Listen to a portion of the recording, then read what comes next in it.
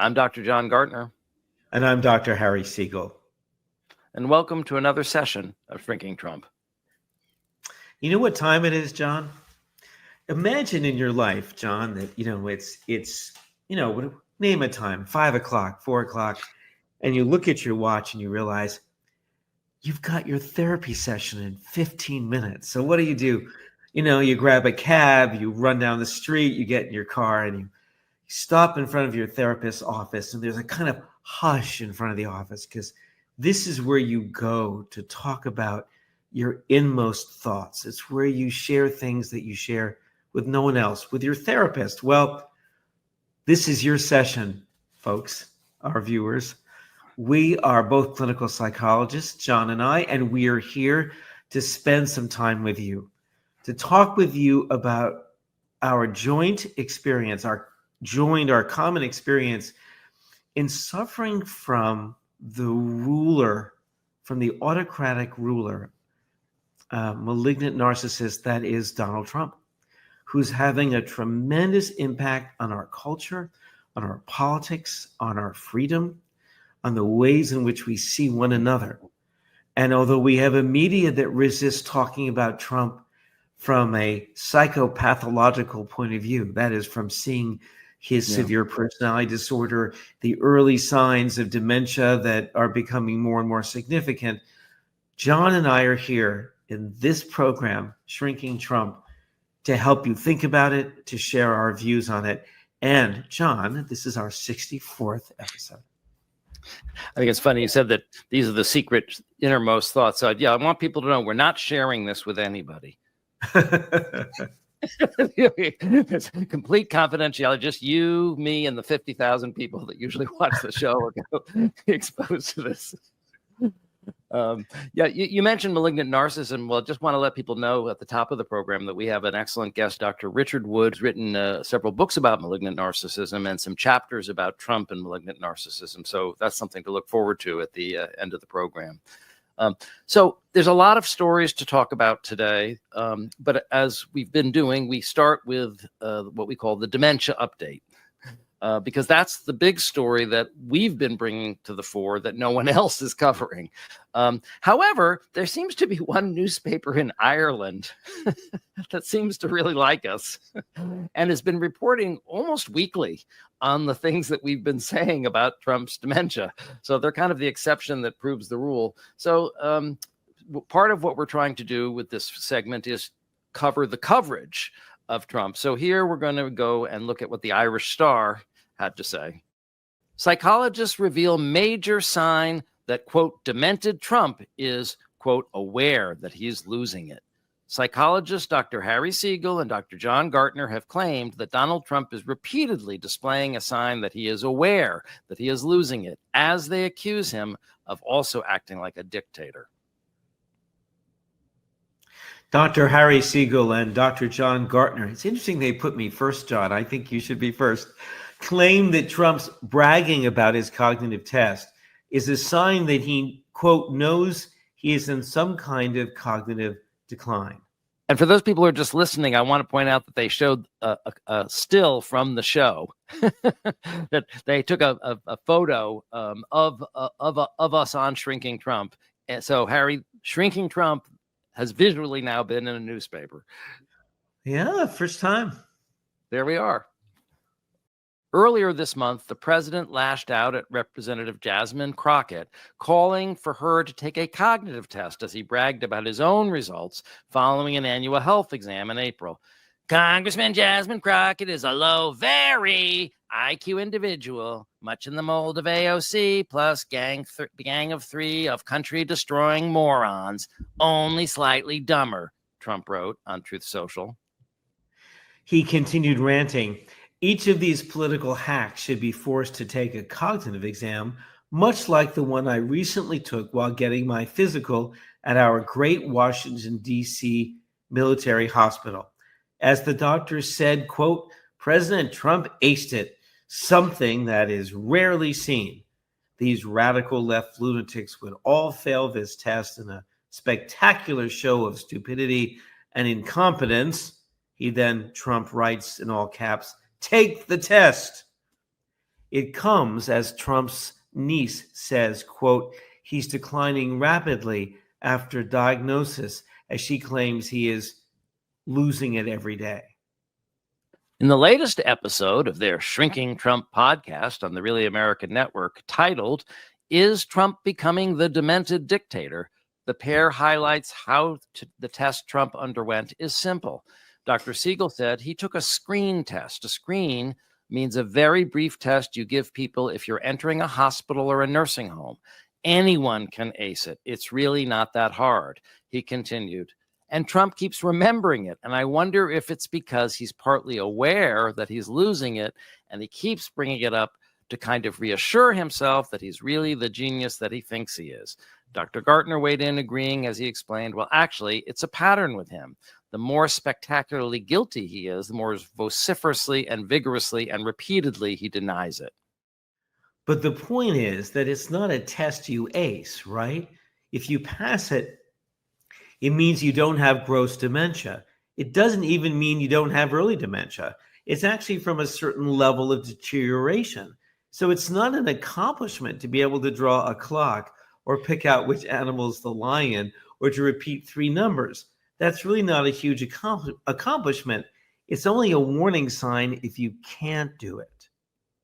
Continuing to examine some of Trump's recent behavior, Dr. Gartner went on to criticize Trump's Washington, D.C. crackdown, citing a crime emergency last week. The president deployed the National Guard troops to the nation's capital while taking over the city's police force.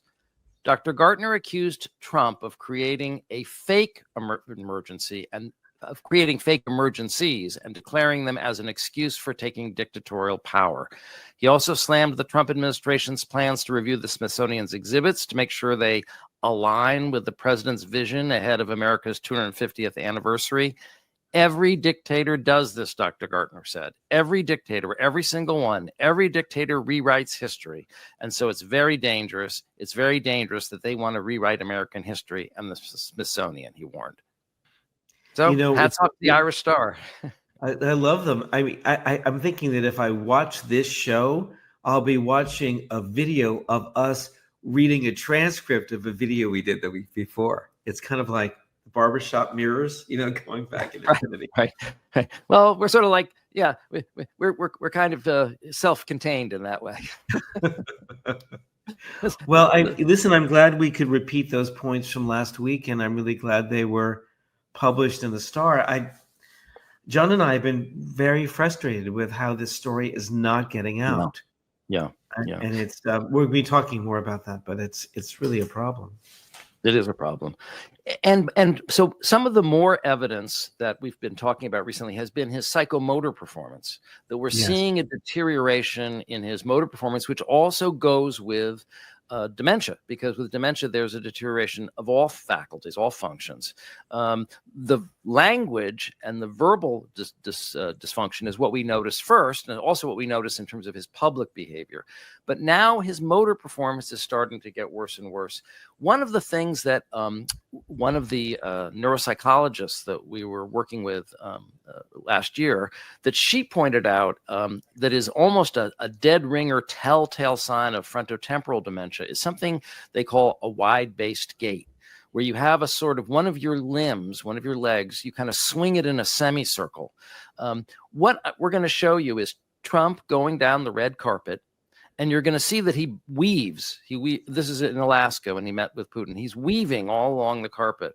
But if you look a little more carefully, and we're going to show it fast in kind of a humorous way, and then we're going to show it slow so you can really examine it, it's that his right foot is swinging and it's pushing him to the left. So as it's swinging, he's veering left, and then he overcorrects and moves to the other side of the carpet. And then it happens again. So let's watch that. This is actually Midas Touch talking about it.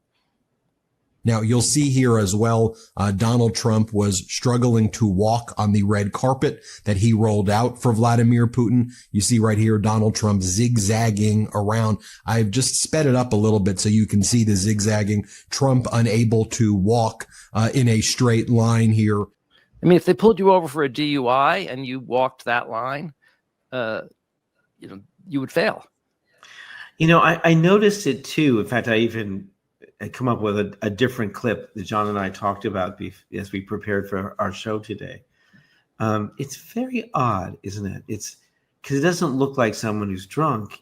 But he's drifting back and forth as if he can't control one of his legs. It's usually isn't it usually the left that swings around, John? I'm trying to think. I think it's his right leg. The right leg. Yeah. And you have another clip of this, don't you? Yeah, we're just going to show it again, but this time in not sped up, just so you can look a little more carefully at what he's doing with his feet.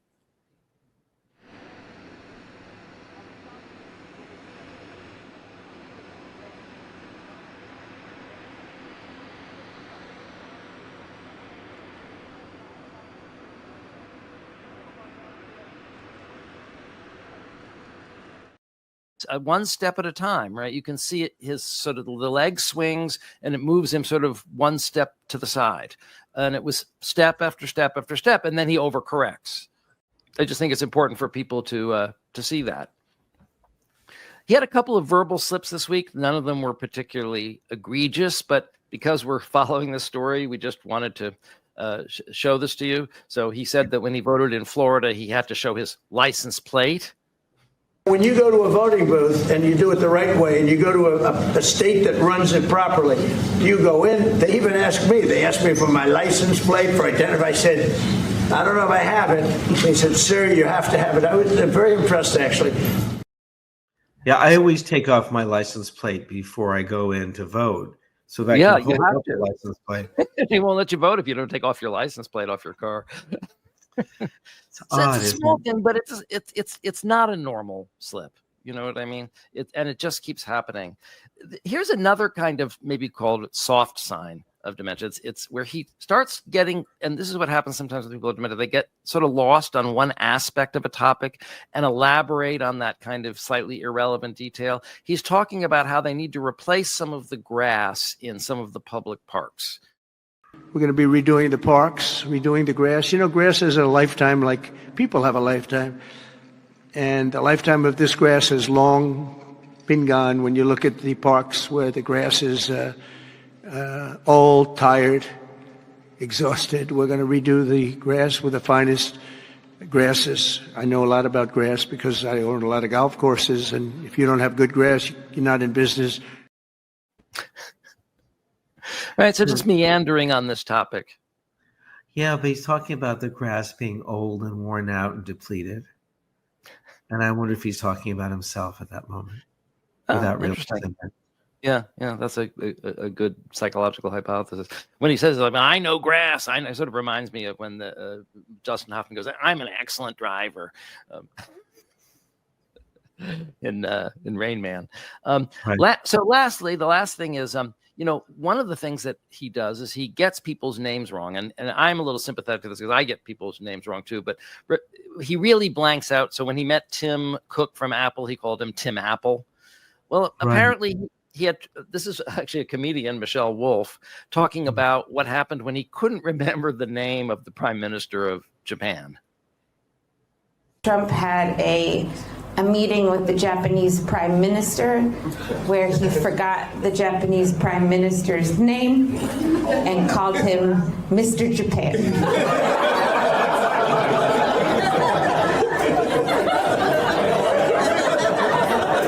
Which makes him sound like he won a beauty contest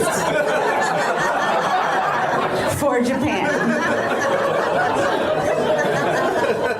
And I love this story. Yes, is it embarrassing that he did not know the Japanese prime minister's name? Yes. Should he have known his name? Yes. Is Mr. Japan maybe the least racist thing he could have called him? Also, yes. And these are the silver linings we have to take for a win these days. So sorry, Mr. Japan. Thank you for coming. I love her. Yeah, she's very funny. But Michelle Mr. Wolf, Japan. Michelle Wolf hosted the national correspondents dinner during Trump's first term, and in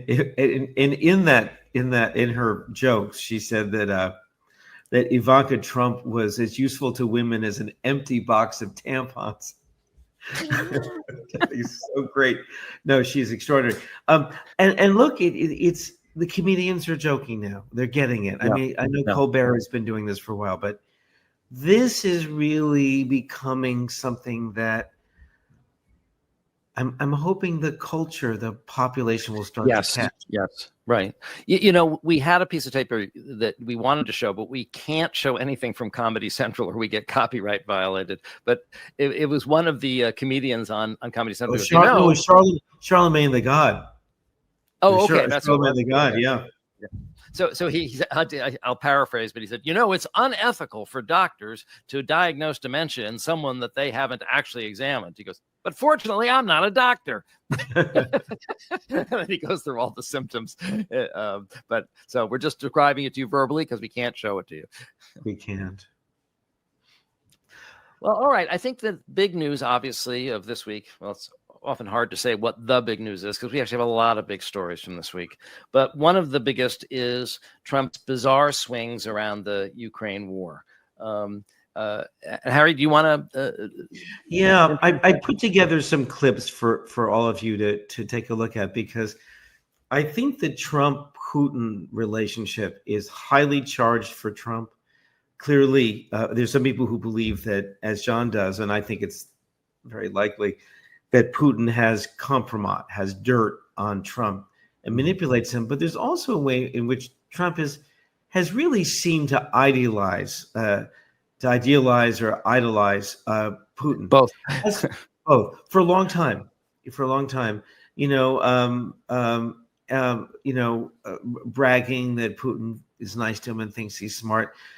In fact, there was a hot mic moment when the NATO leaders came, the European leaders came to the White House, where Trump, not knowing he was being overheard, said, I think Putin's going to do the deal for me. For me. Mm-hmm. So there's a lot of projection and submission and all kinds of things going on for Trump and Putin is playing him like a fiddle. So I wanted to begin with Michael Wolff, who actually is part of, I think, the culture starting to be aware of Trump's mental problems, has begun a podcast with Joanna Coles called Inside Trump's Head, which so far has mostly been about Jeffrey Epstein. And Michael Wolff, who is really a kind of muckraking reporter who snags gossip. I think it'd be a great show, except that it's hard for me to listen to Joanna Coles. It's like chalk on a blackboard. But this is Wolff on Instagram explaining Trump's psychology right now with Epstein, the Epstein threat, and Ukraine. Here, check this out. Within the White House for the last week or so, Trump has been saying, I need a big thing. I need a big thing. Who's got a big thing?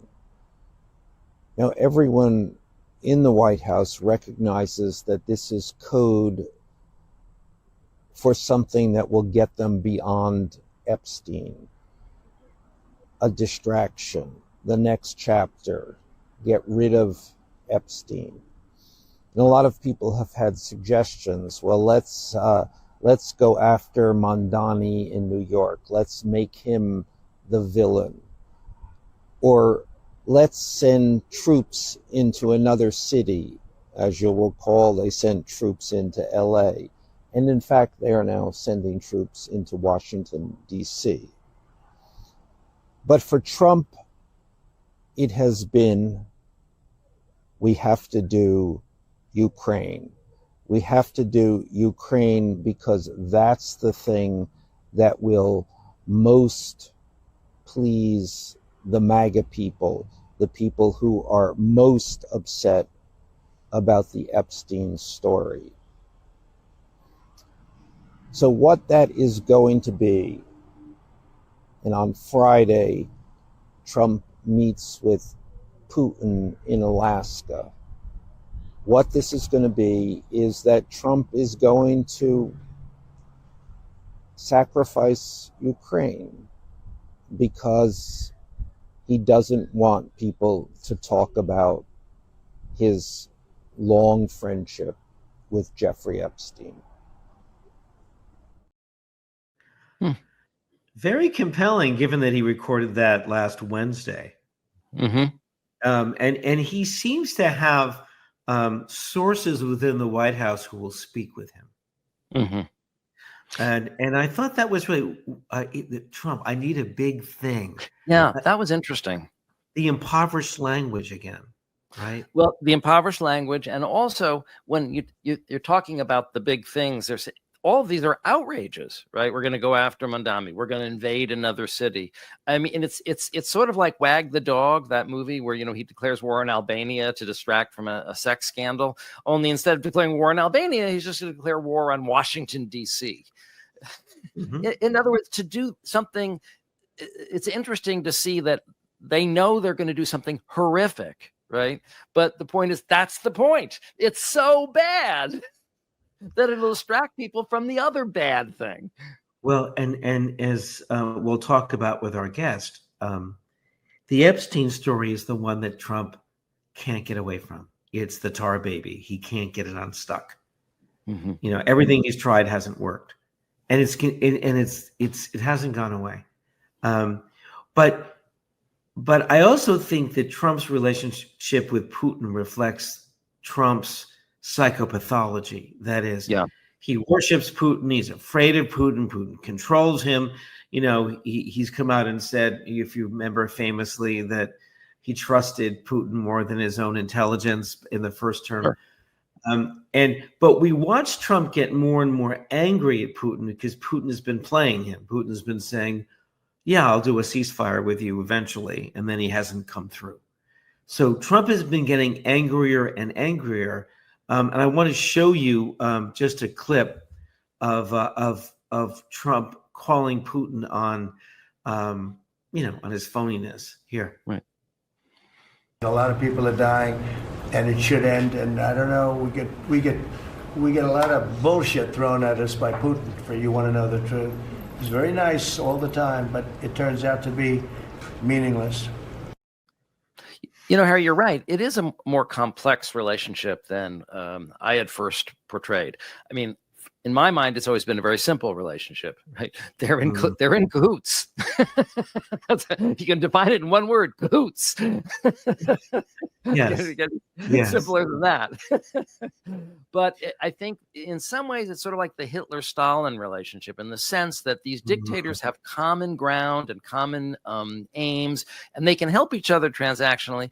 But then there's also this tension between malignant narcissists, where at some point they feel like they need to break free and fight each other, right, for dominance. And so it is actually interesting that Trump even went through this phase of saying, oh, this is bullshit and we need a ceasefire.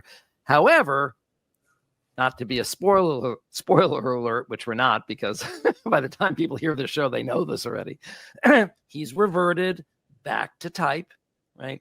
After Alaska, he's basically gone back to parroting the Russian talking points and being Putin's bitch. Except that then all the leaders of Europe flew to Washington on a moment's notice to support Zelensky, and then Trump was throwing it back towards them. So he's, anyway, let's show you this next clip and we can then talk about it. And let's go now back out to President Trump as well, making his way and alone right now as he's stepping forward.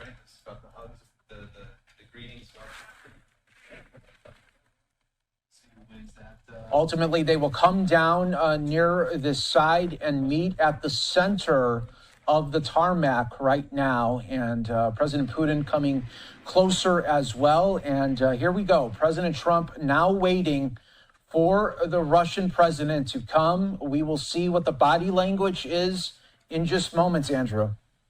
You see President Trump now clapping for President Putin, who is coming his way straight ahead right now. Let's watch and see.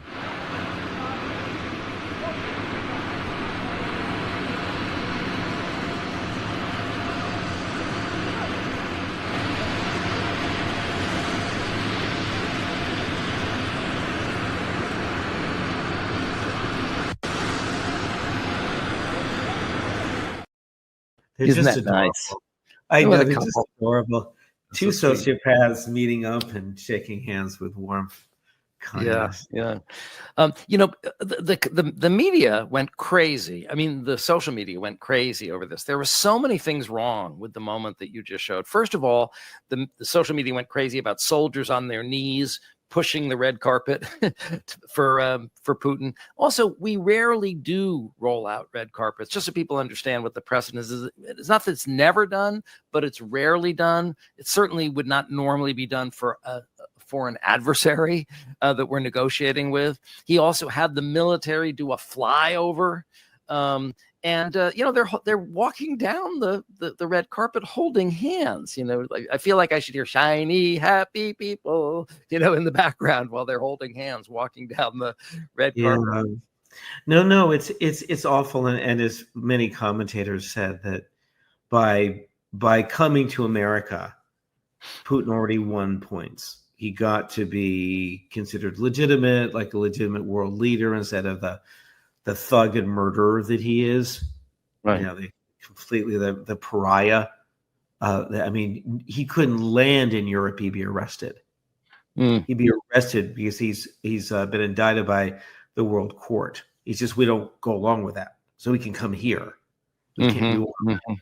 He can't get near any of those other countries. Now, the press conference after they met briefly, and Putin basically said, no ceasefire, Donald, even though Trump had been talking about a ceasefire for days. And then, Putin does something so despicable and brilliant as far as flattering Trump. If you haven't heard it, this is your chance to actually hear it happen.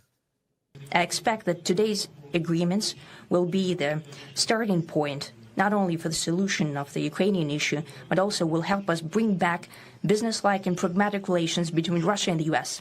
And in the end, I would like to add one more thing. I'd like to remind you that in 2022, during the last contact with the previous administration, I tried to convince my previous American colleague that the situation should not be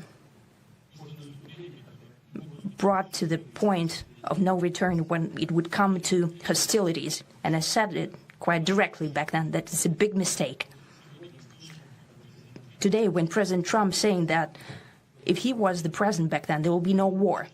And I'm quite sure that it would indeed be so. I can confirm that. I think that overall, me and President Trump have built a very good business-like and trustworthy contact.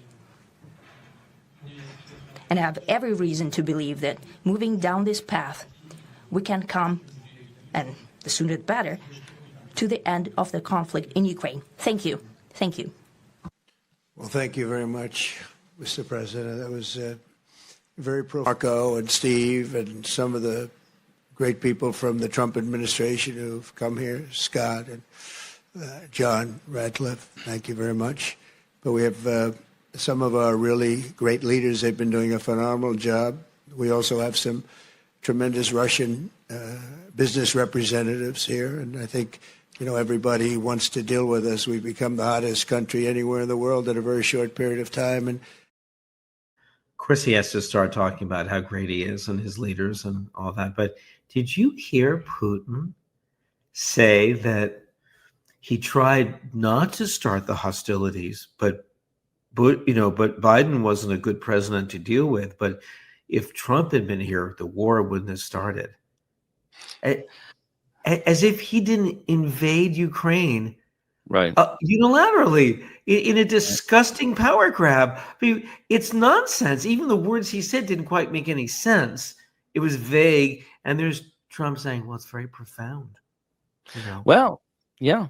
And not only that, but after that, he's gone back to hit the Russian talking point of Ukraine is the one who started the war.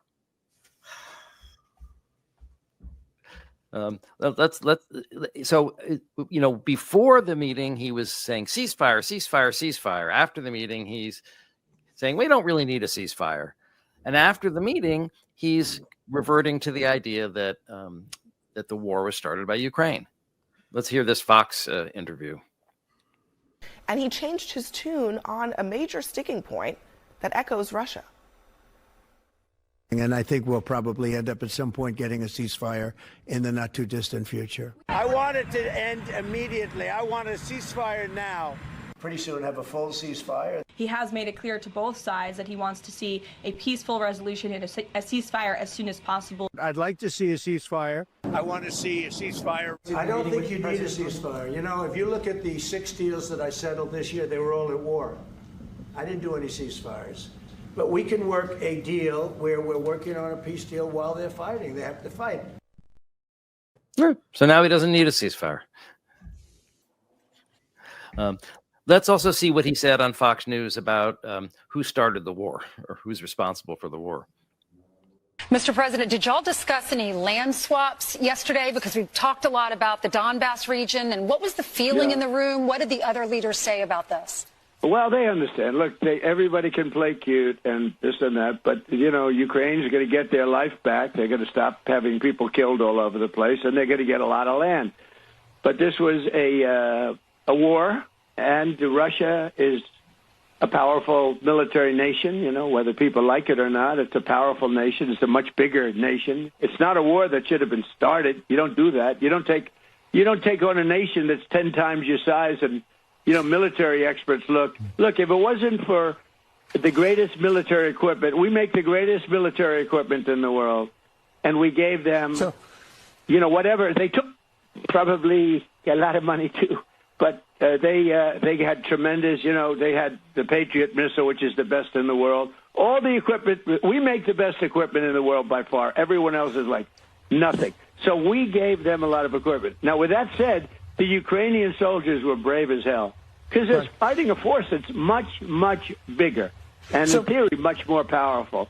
And, you know, it's not like they've stopped. I assume you've all seen the map. You know, a big chunk of territory is taken, and that territory has been taken. Now, they're talking about Donbass, but Donbass right now, as you know, is 79% owned and controlled by Russia. So they understand what that means. Mr. President. So listen to this. He's echoing the Russian talking points that Ukraine is responsible for the war, which doesn't make any sense. But also he's justifying it at a deeper level, right? Like, oh, they're a very strong country, you know, very powerful. And, you know, basically when you're a powerful country, they let you do it. You know, that's just what powerful countries do. They just take land and, well, you know, let's be realistic about this. So he's kind of, it's a sort of, you know, survival of the strongest kind of, Darwinian social Darwinian philosophy that he's, you know. No, might makes right. No, but the lie of, you know, well, they shouldn't have taken on Russia. Doesn't make any sense. It's so wrong that it just makes you want to slap yourself and say, you know, am I hearing this? Right. I mean, this is not a subtle confluence of events. It's like blaming someone for being mugged, you know? Shouldn't have taken on that person. Yeah. The other thing too is, you know, you pointed out that when he was in the Russian, at the press conference, he has to go back to praising himself, right? And this is something he does, and we really should start pointing it out more systematically. He pumps himself up with self-praise. So while he's giving these Russian talking points, right, on Fox, at some level he knows he's actually submitting to Putin, right? So he needs to pump up his ego again. So he goes to this, you know, we make the best missiles in the world, and you know, because it's only because we gave them missiles that they're able to survive, and we gave them money too, and you know, so again, he just has to go back to how great I am. That's always right. The reset button is always going back to how great I am. Well, and as we've talked about on this show many times, someone with a severe narcissistic personality disorder, and malignant narcissism is a version of it, right? Is that that person is so terrified of collapsing and feeling like they're nothing that they have to continually talk about how great they are and surround themselves with people who will tell them they're great. It's kind of puff themselves up, but it's a fragile state. So every time Trump takes a bit of a beating from Putin or somebody else, he has to go and, as you put it, John, soothe himself with self-praise. Right. And that's what he did on Sunday morning after he returned from Alaska. So what he did was, this is what the president of the United States spent Sunday morning doing, retweeting memes about himself. But he didn't actually just retweet them. He actually cut and pasted them. Think about this. He took the time to cut and paste them. All of these ridiculous, extreme memes praising him. So just to give you an idea, I'm not even going to show you all of them. I saw about a dozen of them. I'm going to share about 9 of them with you. But I just want to give you an idea of what our president is doing on a Sunday morning. Trump flooded social media with self-praise after Putin meeting disaster. Trump spends Sunday morning reposting a string of memes and praise-filled posts about himself following his abysmal meeting with Vladimir Putin in Alaska on Friday. Now, for those of you who are just listening, I'm going to describe the image. So it's a picture of Donald Trump looking very like some sort of corporate titan with a giant lion right next to him. Peace through strength. Anyone can make war, but only the most courageous can make peace. The next one, picture of him with his Make America Great hat again behind the Oval Office seal. I trust this man more than anyone. Now a picture of him looking like a man of action, walking down the street. GOAT, which means for the greatest of all time, for those of you who don't watch sports, the legend, the golden age with President Trump.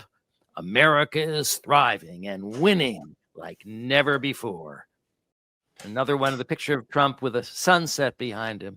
You are such a blessing, President Trump. Thank you. Oh, he is. He's such a blessing. Praise the Lord. Another one looking looks like his mugshot type of picture. Thank you, Mr. President. On behalf of the American people, President Trump has reshaped the Republicans, broken the Democrats, exposed the fake news, and is busy draining the swamp. Make D.C. safe again. And then there's a picture of him holding a dove. No war, only peace. I like this one. The best part of waking up is Donald Trump is president. Actually, that's the worst part of waking up. That's the nightmare we all wake up to. We can't believe it's really real, but clever meme. And then finally, talking about the Democrats, the party of hate, evil, and Satan. The picture of some Democratic politicians looking ugly. The Democratic Party is dead. They have no leadership, no message, no hope. Their only message for America is to hate Trump.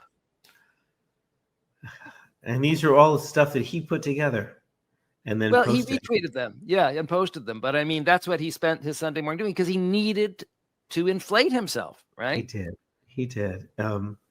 And to keep people really not realizing what a beating he took in Alaska. Well, we're going to move on to the manipulating. But I just want to make one more point just to warn the audience. Sure. So after Trump sues us and we come to our multi-million-dollar settlement, I'm afraid we're going to have to be showing those memes unironically. So just to prepare people for the worst. I will not be around. I will be somewhere else. Radio Free America. So he doesn't take our house. Please don't take my house. Okay, the best part of waking up is Trump as president. Sure. I won't be around. Anyway, manipulating elections. So of course, Trump is doing 8 million things to ensure that he stays in power. Yeah, and but this is a big one. It's one of the big ones. Trump is now against mail-in ballots and claims he can write an executive order outlawing them. And guess, you won't believe it, folks, if you haven't seen this. Guess who he quotes as an authority supporting his idea that mail-in ballots are a bad idea? Let me guess. Was it like Alexander Hamilton? It was. Actually, wait till you see it. Go ahead, Rex. Let's see it. President Trump announced yesterday that he's drafting an executive order aimed at banning mail-in ballots. It's not clear when that will happen, and yes, it will likely face legal challenges if and when he does. But the president said that the topic came up actually during his Friday meeting with Russian President Vladimir Putin. Vladimir Putin, smart guy, said you can't have an honest election with mail-in voting. And he said there's not a country in the world that uses it now. Mail-in ballots are corrupt. Mail-in ballots, you can never have a real democracy with mail-in ballots. And we, as a Republican Party, are going to do everything possible that we get rid of mail-in ballots. Putin said to him, you can't have a real democracy without mail-in ballots. Right. And Putin, of course, is the authority on democracy. He's practically a founding father. Huh? And there's Hannity. Hannity doesn't call him on it because Hannity doesn't call him on anything. Right. But isn't someone saying, hey, I wouldn't quote a dictator who doesn't have free elections in his country as an expert on how to have free elections?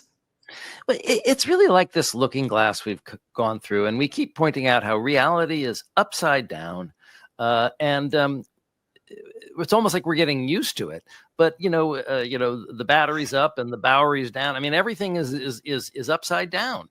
So the idea that an American president would suggest a truncation of voting rights because a Russian dictator told him that's the way to do democracy. It's so comedic. It's so satirical. You wouldn't even imagine that this could happen. It sounds like a satire. But Putin's a smart guy, John. Yeah. Okay. Now here's the Smart rest enough of to subvert democracy. Here's the rest of that clip. How do voters in general feel about mail-in voting? Yeah, they feel that Donald Trump is full of BS. What are we talking about here? Let's take a look here. Allow anyone to vote earlier by absentee. In 2020, it was about 2/3. You get 65%. Years after years after years that Donald Trump has been complaining about mail-in voting. Where'd the numbers stand in 2024?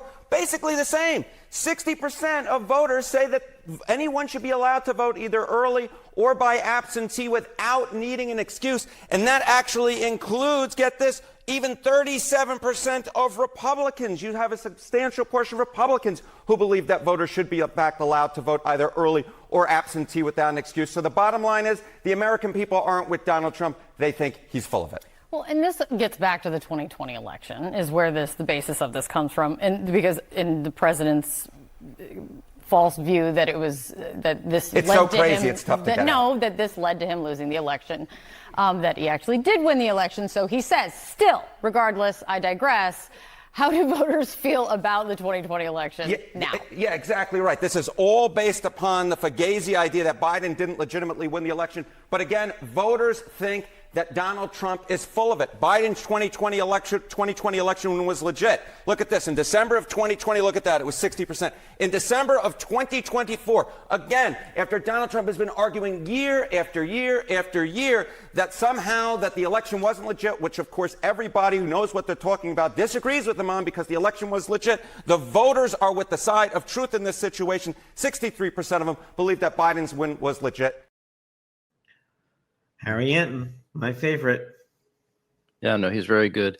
I mean, the glass is sort of half empty, half full. It's also chilling that 40% believe that it was, stolen.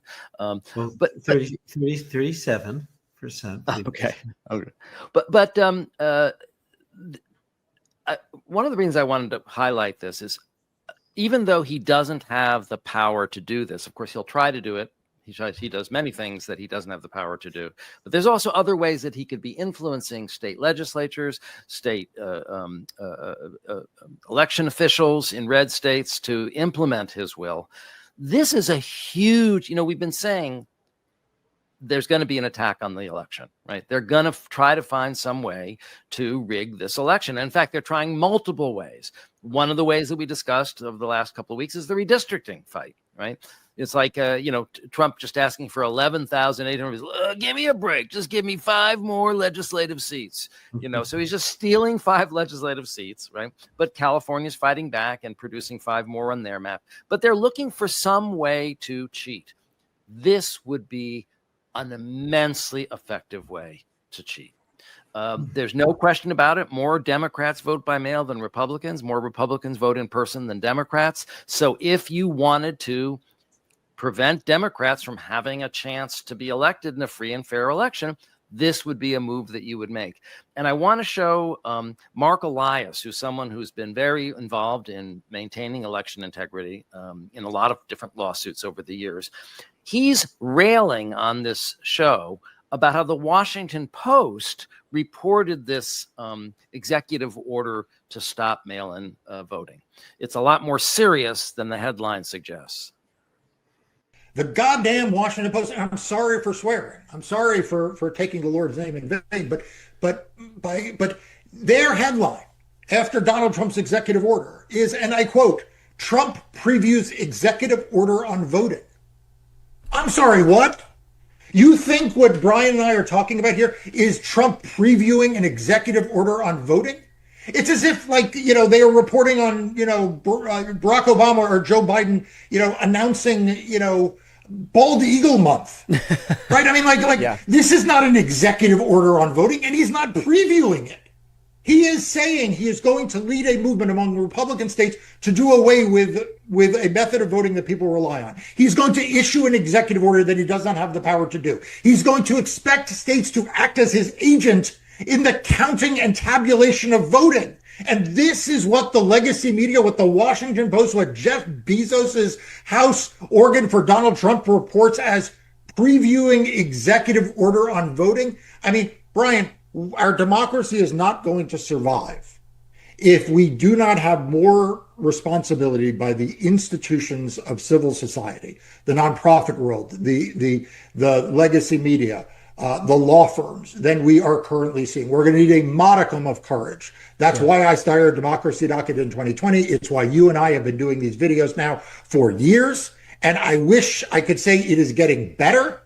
I wish I could say the legacy media is getting more responsible. But then you read something like that from the Washington Post and you're left just shaking your head and saying, no wonder why Donald Trump is deploying the National Guard and no one seems to care. No wonder why you are seeing people disappeared off the streets of major cities and nobody seems to care. It is because we have an absolute collapse and failure by the institutions that have promised us that democracy would not die in darkness, that in fact they stand for the proposition that democracy will die in plain sight of daylight. Right. Wow. This is a big deal, and we should be reacting to it as if it's a big deal. But of course, it's hard to react to these things as big deals when there's so many big deals going on, and the media is underplaying these things. Utterly. I actually, so I made a mistake. I had two pieces of tape, but I realized we only have one. So I'm just going to describe the one that we don't have. Trump talks about getting rid of mail-in voting, and he says, well, that way, no Democrats will be elected. He goes, because without mail-in voting, no Democrats will be elected. He goes, it's even more powerful than redistricting. He actually says the quiet part out loud.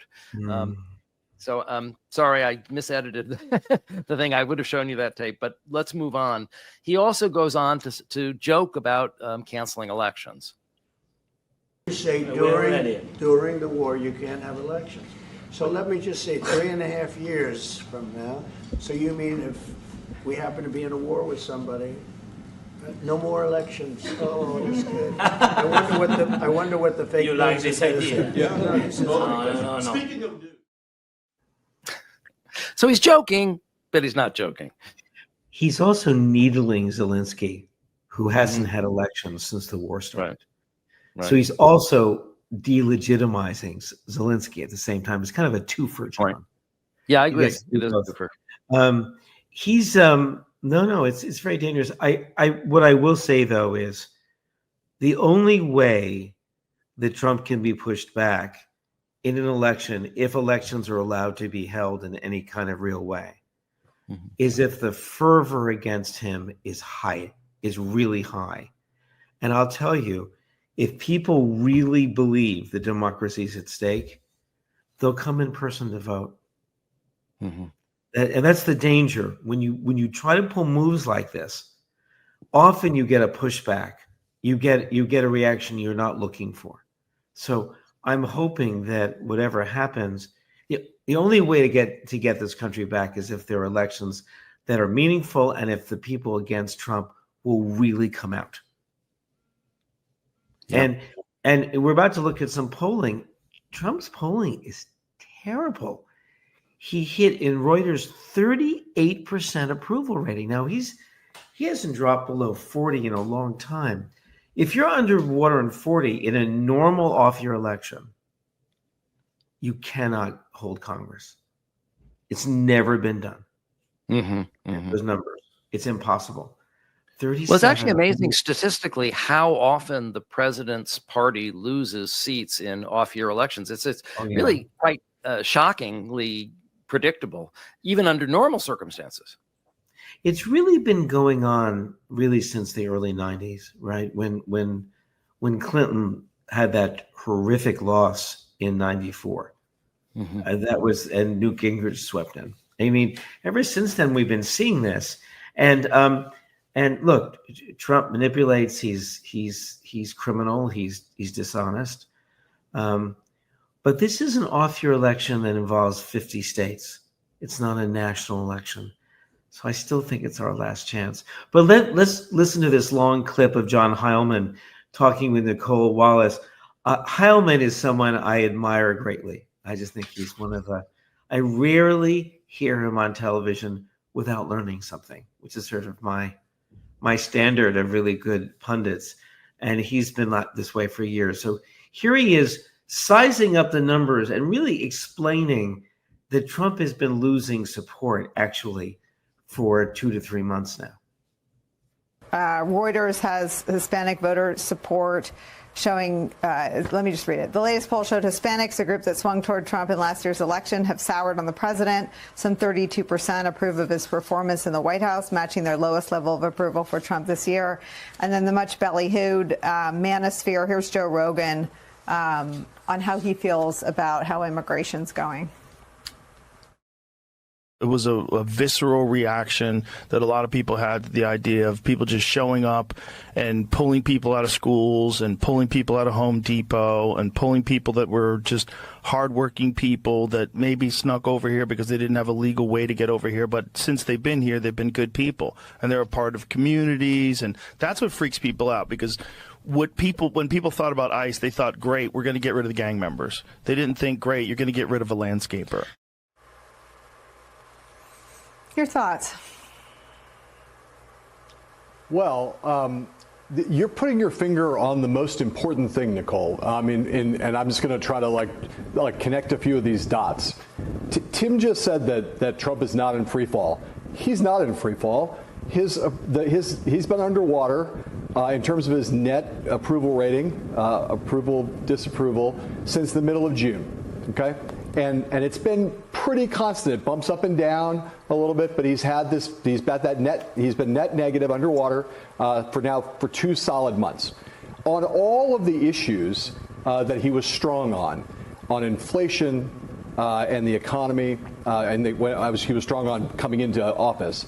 On inflation, the economy, that's the first place he went underwater on the issue. He went underwater on that issue in February.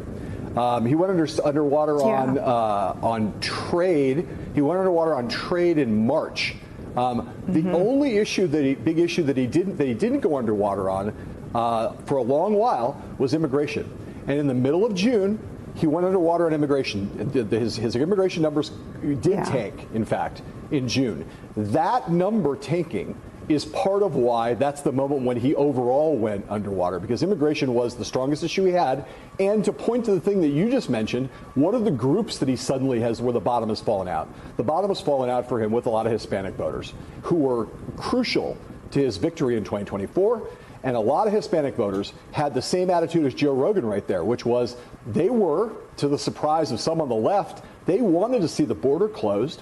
And they're perfectly fine with seeing criminal gang members, actual criminal gang members, actual people who are doing harm to anyone, anywhere. They're happy with seeing those people sent home. They are more upset than anyone about the notion of the ICE secret police rolling up in front of Home Depot, rolling up in front of Circuit City, rolling up in front of wherever, and basically tossing people in the back of cars and taking them away. You know, it's very interesting that even the conservative or red state voters are offended by this. You know, they have enough humanity left in their souls, okay, that though they wanted to be tough on immigration, they don't want people in their community, their neighbors, people who work with them or for them, to be just thrown into an unmarked car and disappeared. So that has really shocked the conscience of the country. So, Harry, I think we're really in a very interesting spot right now, because what these poll numbers that you've brought to us show is Donald Trump is a human monster, and the majority of the country is starting to understand that. Right. The majority of the country is starting to understand that this man is he isn't just bad. He isn't just against their policies. He's a flaming evil monster. Okay. So if the laws of gravity applied, and I don't know if they do on Earth too, okay, if the laws of gravity applied, he would get shellacked, right, in these midterm elections. But at the same time, there's a competing trend, which is they are trying anything and everything, right, to control the guts of the electoral process, the guts of the machine, the mechanical machinery of voting, from who's qualified to vote, whose vote gets counted, right, how people vote, whether the seats are gerrymandered. So we have a race here.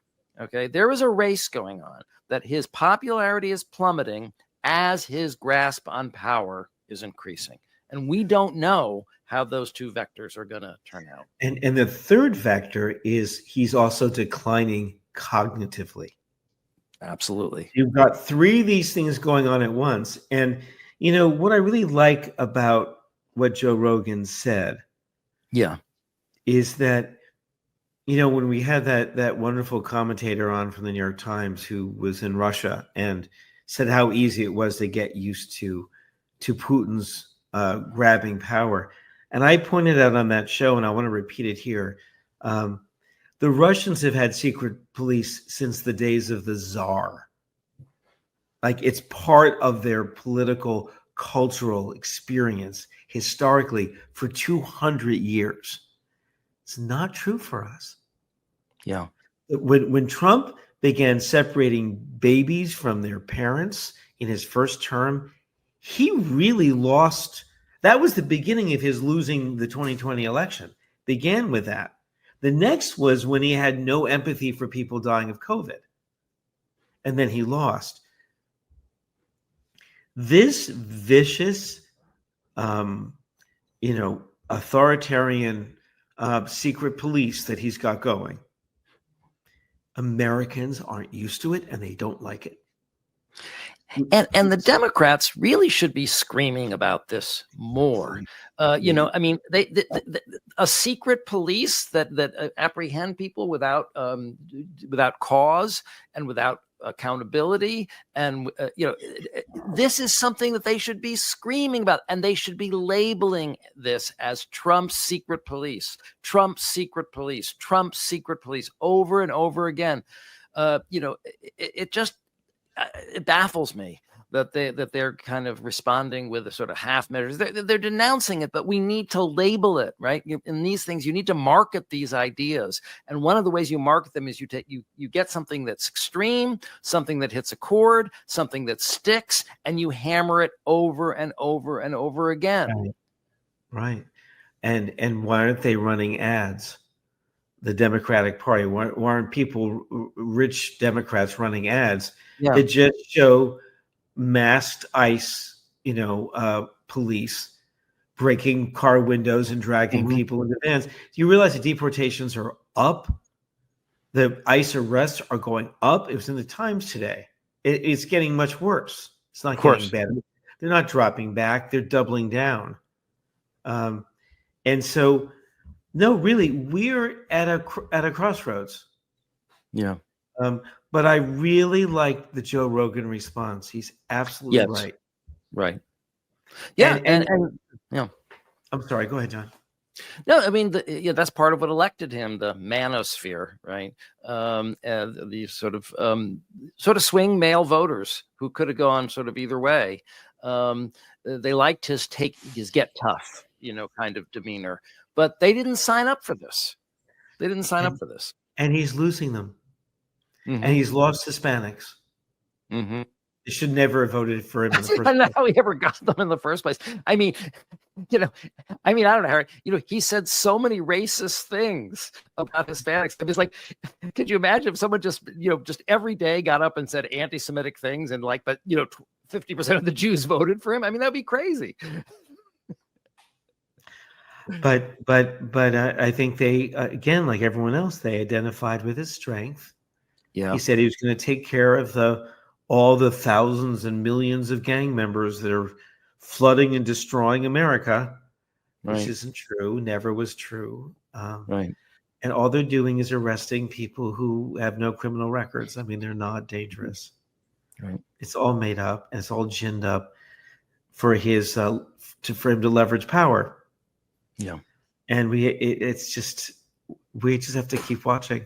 So, John, what's next on the docket today that you want to talk about? Well, last week we talked about Trump's systematic effort to rewrite history. Right? And part of what they want to do is rewrite history in the way that makes white people look good. They want to erase and sanitize any of the bad things that America has done. So they're trying to say, well, slavery wasn't that bad, and the genocide against the Indians wasn't that bad. So this is really one of their missions, and it's something that every authoritarian does, is they rewrite the history books. So let's see, one of the ways they want to do that is by controlling what we teach the children about American history. So we're going to introduce you today, if you're not aware of them, to a group called Prager University. Prager University is in about 20 states, produces these kind of cartoons for schools that teach American history. Well, Prager has also been asked to write a test for testing teachers and whether they have the appropriate view of American history. Let's see that. Oklahoma will test some incoming teachers with an America First exam.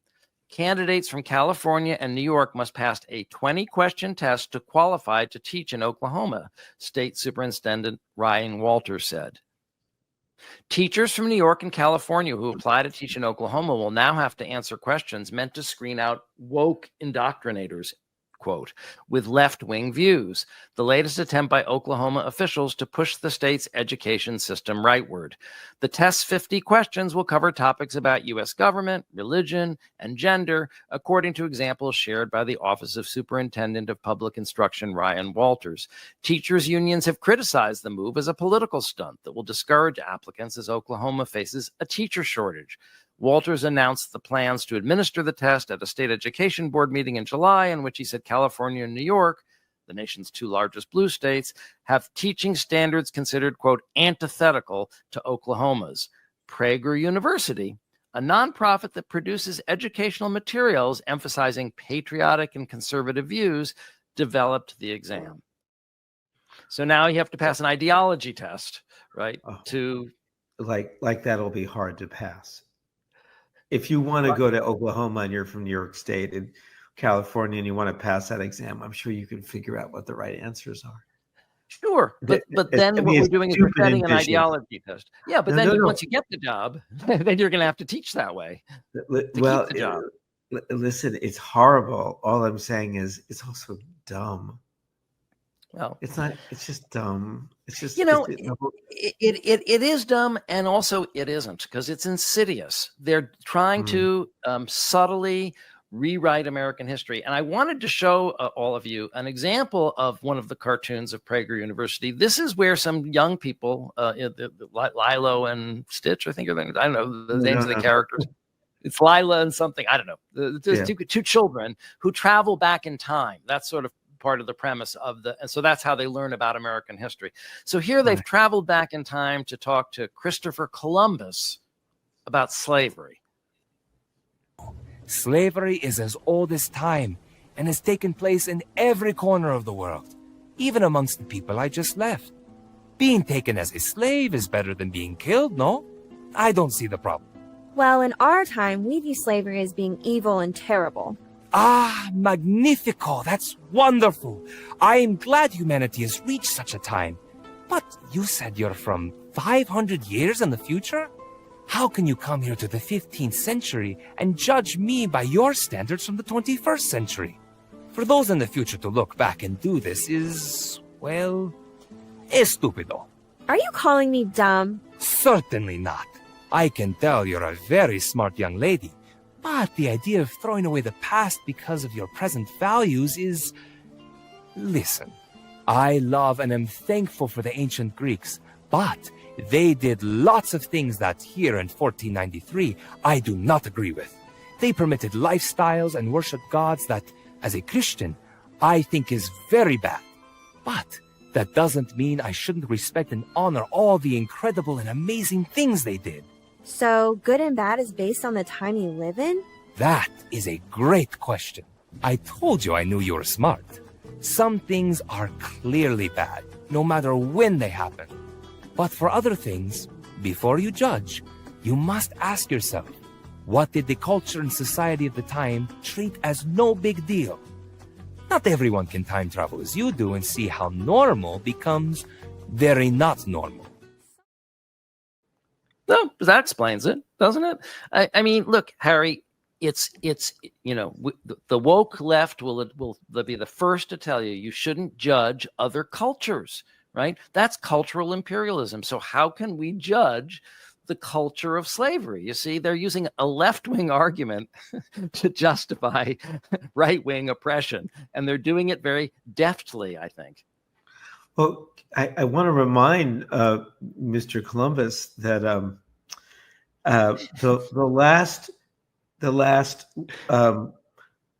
observed lynching in our country was in 1955 with Emmett Till. Okay, it's not that long ago, right? That's 70 years ago. And it's not so long ago that we can't judge. We can judge. And slavery wasn't that much earlier than that. Like that's going back another 90 years. So yeah, I mean, who can argue with, listen, I get frustrated with friends of mine in academia who will reject great works of literature because they're sexist, or they have older social views in it, because I think great art kind of transcends its limitations. But that doesn't mean you don't talk about the limitations. It doesn't mean you can't hold them as terrible, even if it comes from way back when. But I don't see the problem. I don't see the problem. It's better than being dead, no? Oh my God. Yeah. At least you got some food when you were a slave. Yeah. Oh, So no. It's in fact, after listening to him, I realized, actually, look, it's not a popular view. We're not, people don't like to say it out loud, but what the heck are these black people complaining about anyway with slavery? Really, aren't they just making a big deal out of nothing? Well, it's really a job training program, wasn't it? I mean, they got a professional. They've made that point. They learned valuable trades and skills. Yeah, that's right. I mean, not every slave owner was mean or bad. Yeah, some were nice. We brought them to the New World. I mean, they should be thanking us, really. They didn't have to pay for the travel. I was just going to say that free. They owe us reparations. No one ever paid for that fare. Come on, man, pay up. Yeah. No, it's like it's true. It's like waking up in some bizarro land where everything is on its head.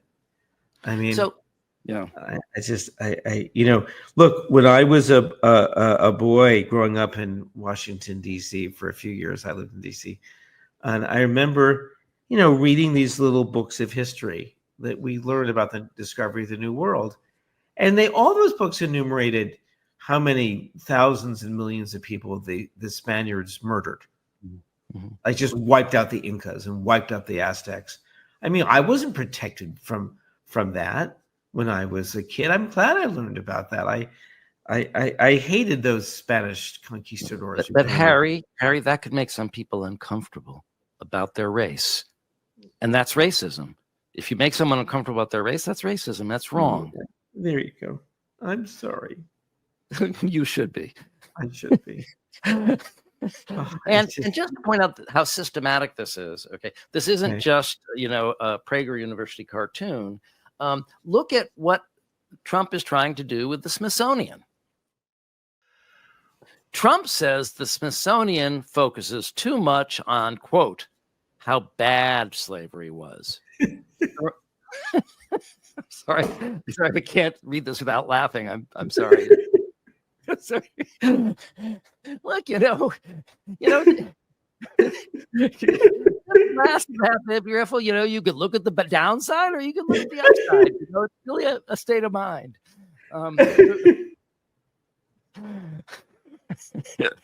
Usually it's me that loses control of my laughing. It's not that often that Harry can't control his laughing, but that's how ridiculous this is. The remark was made as the president ordered a wide-ranging review of museum exhibits added to his pattern of minimizing Black history. President Trump accused the Smithsonian Institution on Tuesday of focusing too much on, quote, how bad slavery was and not enough on, quote, the brightness of America, as his administration conducts a wide-ranging review of the content in its museum exhibits. Quote, the Smithsonian is out of control. Where everything is discussed is how horrible our country is, how bad slavery was, and how unaccomplished the downtrodden have been. Nothing about success, nothing about the brightness, nothing about the future, Mr. Trump said in a social media post. This is the country cannot be woke because woke is broke, and we have the hottest country in the world, and we want people to talk about it, including in our museum. Mr. Trump made the comments a week after the White House told the Smithsonian that its museum would be required to adjust any content that the administration finds problematic in tone, historical framing, and alignment with American ideals within 120 days. Taken together, the Trump administration's examination and Mr. Trump's post on Tuesday were the latest examples of Mr. Trump trying to impose his will on a cultural institution and minimize the experiences and history of Black people in the United States. He's got to look at the bright side of slavery, Harry. Got to look at the sunny side of the street. But that his impoverished language, not talking about the brightness. What the hell is that? What is that? It doesn't say anything. If you just let those words go by without challenging them, you don't see how impoverished his vocabulary is. I mean, I think this position is just despicable. But someone who was more cognitively fit could at least have used words that had meaning in some hard way. Anyway, there we go. I want someone. We really need someone, Harry, who can talk about the joys of slavery in clear and compelling language. God. Oh my God! I know. Yeah. They're going to rewrite 12 Years a Slave and make it kind of a travelogue. John, lynching isn't that bad either. Mm-hmm. Why not? Okay. All right. Okay. It's better to be a slave than to be dead. No. Oh my God. Okay. Listen, we're gonna stop, folks. John showed me this last night, and I still can't get over it. It's just, right. And you shouldn't get over it. Talk about laughing instead of crying. Good God. Yeah. Harry, you asked me to keep people abreast of what's happening in DC. Yeah, please. And I'm going to show a few clips. One of them is actually from Mother Jones. But the point I want to make is that Washingtonians hate this. Washingtonians are angry. They feel invaded. They feel occupied. They're protesting. And this is a hostile military invasion of our capital. But let's let Mother Jones summarize it for us, report it for us. Mine. We're taking America back, baby. We're going to be removing homeless encampments from all over our parks, our beautiful, beautiful parks. Donald Trump's takeover of Washington, D.C. is supposedly about combating crime, but it's looking more and more like it's actually about exerting partisan power over D.C. residents. These are your own fucking citizens! These are homeless people!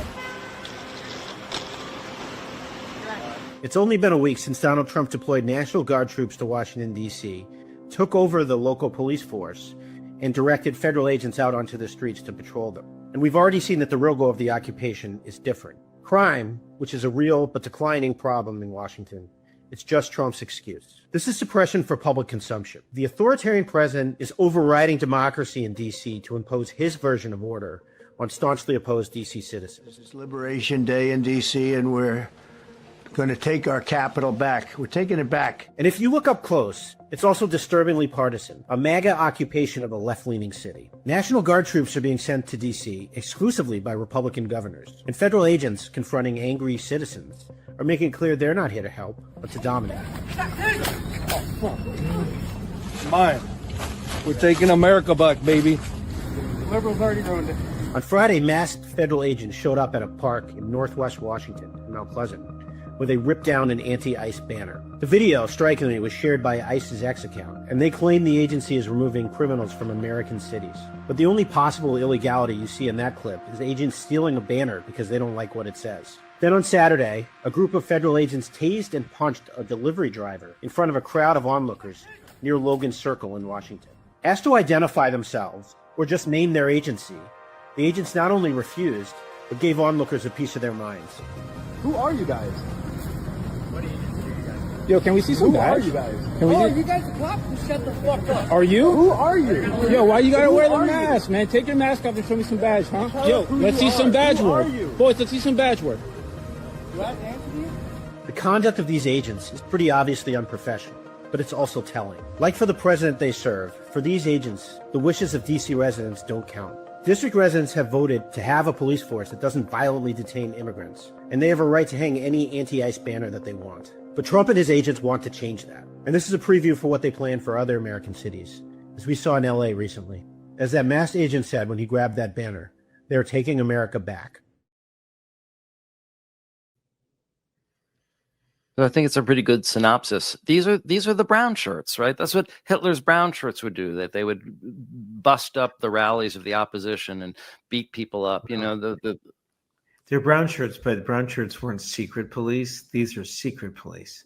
Yeah. And it's but I love the fact that there's people covering it, that people are challenging them. We've been seeing, clip after clip after clip.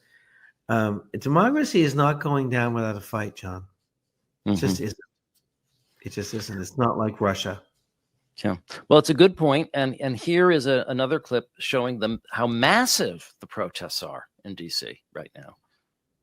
We have breaking news right now. This anti-Trump demonstration in Washington, D.C. is now spanning thousands of people, maybe about a mile long, has shut down the streets of Washington, D.C., near the White House, near the Washington Monument.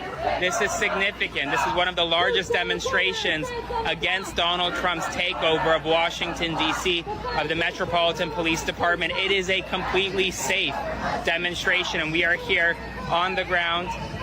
People are getting hydrated. People are marching. They're marching across the White House to the National Mall. Right now, like I said, no National Guard presence. Very little police presence, truth be told, but it is a safe protest. They are making their voices heard. I mean, look, I'm standing here, and you have hundreds, overall thousands of people marching down the streets of Washington, D.C.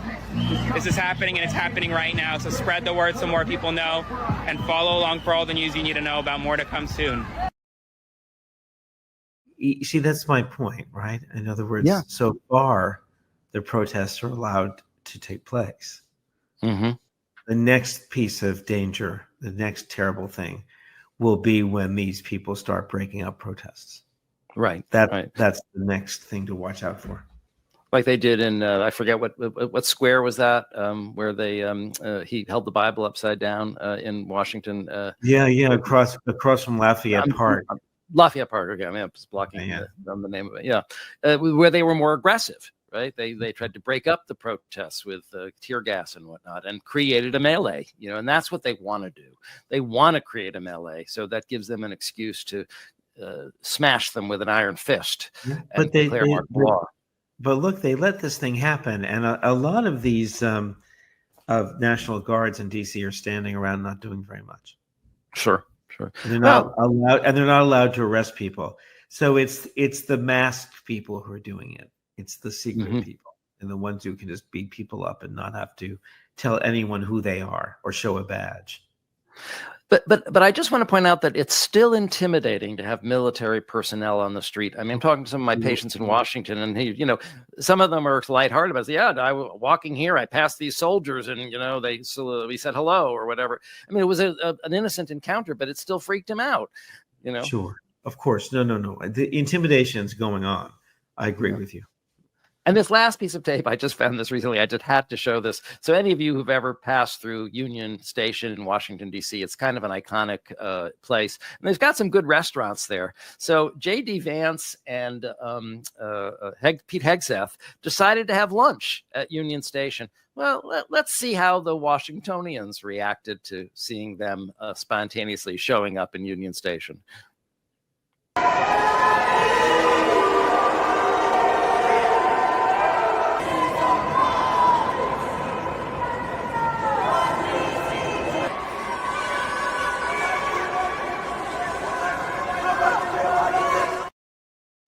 Boo, we hate you. I mean, imagine if just like anywhere you go in that city, anywhere those people go, right, they're going to be booed. Yeah. I wonder why. Yeah. I wonder if J.D. Vance to everybody like idiots. Well, I wonder if Vance spoke to the woman behind the counter about the donuts again. Well, what would a human being order? No, I good today. What would a human being order? Listen, I don't mean to use a clinical term, but I think J.D. Vance is a creep. That's all I can say. Just a creep. He is a creep. I agree. Well, so we're up to the section on resistors and trying to look at some positive news. This first piece of resistance, it's not exactly that positive, but I still felt we need to say it. Obviously there have been people in the Democratic Party who did prosecute Trump, and one of them was Letitia James in New York, right? Who did so successfully. I think Trump had to pay something like $1 billion, or according to the judgment or something like that. It just was actually it's going to be reduced by the appeals court. Okay, but $500 million, and they're going to, which everyone knew was going to be dropped down from that. Okay, but so now, of course, they're prosecuting Letitia James. Well, they're investigating her. They're investigating her, but there is actually someone. Yeah, there's actually now someone. There's actually now a role in the Justice Department, the czar of weaponization. This is actually a real, actual job title. Okay. Yeah. And of course, allegedly, he's there to de-weaponize the justice system because it's been so weaponized. But they actually don't call him the czar of de-weaponization. They call him the czar of weaponization because that's what he is. He's there to really weaponize the Justice Department. Well, as part of the intimidation, they're saying these ICE agents, right, need to wear masks because some of them have been doxxed, and that's a total lie. But what are they doing to Letitia James? Our weaponization czar is posing for pictures in front of her Brooklyn home. We're also following new video obtained exclusively by CNN. It shows the director of the DOJ's weaponization working group, Ed Martin, posing for photos outside of New York Attorney General Letitia James's home last week. All of this after he called for her resignation and is currently conducting investigations into her conduct. CNN's Kara Scannell is following the story for us. Kara, an unusual move. It is unusual, Boris. Usually you don't see a prosecutor who is leading an investigation going to visit the subject or the potential target of that investigation. Ed Martin was recently put in charge of the investigations into New York Attorney General Letitia James. There's an investigation looking into whether she committed mortgage fraud, and also an investigation that is looking into her civil lawsuit that was brought against Donald Trump, his adult sons, and the company. And you can see here on this video, Ed Martin is there with a colleague from the Department of Justice. He's outside of Letitia James's home, and he does pose for a photograph with him, outside of that home. Now, he was on Fox News on Sunday, and he said that he was there because he had meetings in New York and New Jersey, and that he decided to go by the home. He said you have to lay eyes on it, and also also saying that you got to get a sense of what is at stake. But as you can see there, that's very unusual for a prosecutor to be there. And Letitia James's attorney, Albie Lowell, has pushed back. He wrote a letter to Ed Martin yesterday in which he highlighted this unusual visit to Letitia James' home, which they say is an intimidation tactic. He also pointed out that soon after being appointed to be leading this investigation, that Ed Martin called for James's resignation, and then also went on Fox News on Sunday and said that he wanted to look into every aspect of James's life, which some people would call a fishing expedition. So Lowell has said that, were there any doubts as to your political retributive mission? You erased them in your first statements about your appointment when you stated that your assignment is to, quote, stick the landing. A responsible and credible federal prosecutor is not a pommel horse gymnast. Now, I've spoken with other former federal prosecutors who also say that these moves are highly unusual, and it could have real-world implications. If the grand jury were to return an indictment, this could be something that Letitia James' legal teams could use to argue to the judge that the jury pool has been prejudiced and that this was a selective prosecution. Of course, James has been criticized herself for campaigning on saying that she was going to investigate Donald Trump. She does have that court victory in the civil lawsuit where a judge has ordered Trump to pay $500 million. We reached out to the Department of Justice and they declined to comment. Now, I want you to count the number of times she used the word unusual. And this is what I mean about the mainstream press's understatement, right? It's not unusual. It's outrageous. It's outrageous. Okay. It's very unusual for a prosecutor to pose for pictures in front of the home of the person they're investigating. Oh, is that unusual? It's more than unusual. It's gross intimidation.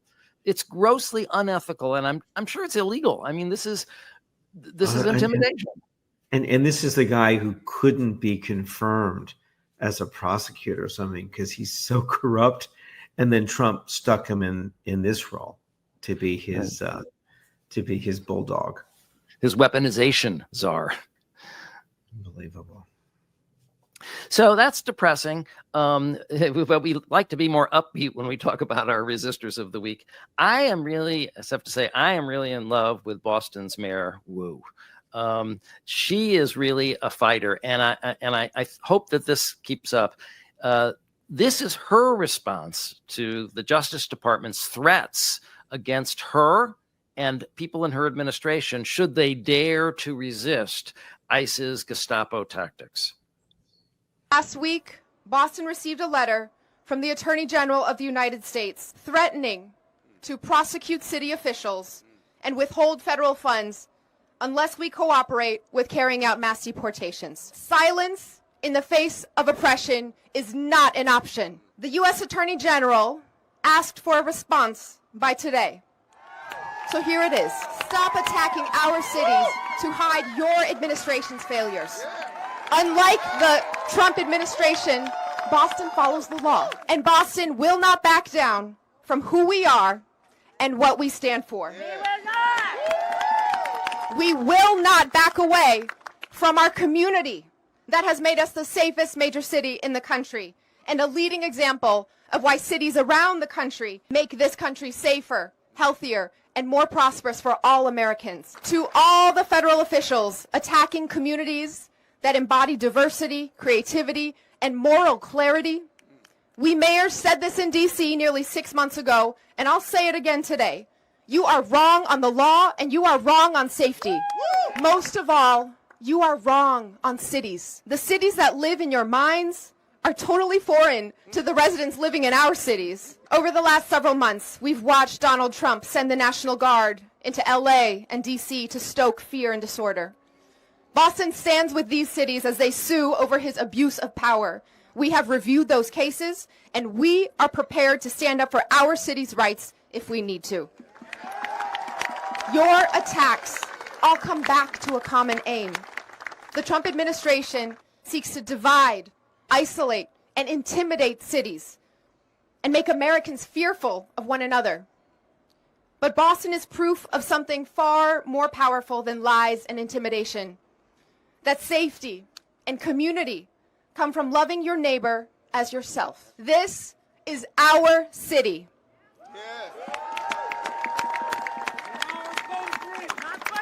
This is our country. And I'm so proud and grateful to show the world who our community is here in Boston and what we're made of. Well, there's resistance. Oh, she's wonderful. She really is. Thanks for showing that clip, John. That's just, I so admire her. That's an extraordinary thing she did.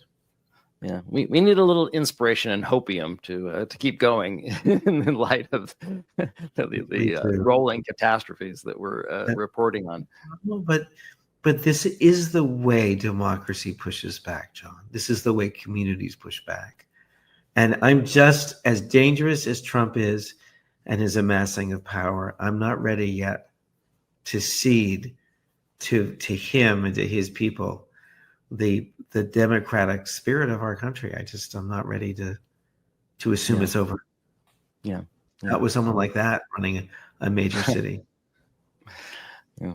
So kind of as a segue to our guest, Richard Wood, who's going to talk about Trump's malignant narcissism and his sort of attraction to and the Trump cult and the way in which it can appeal to certain people's insecurities and prejudices. We have a history teacher, Jane Converse, who is so articulate. It's a kind of a long tape, but she talks about the different ways in which a political authoritarian cult works.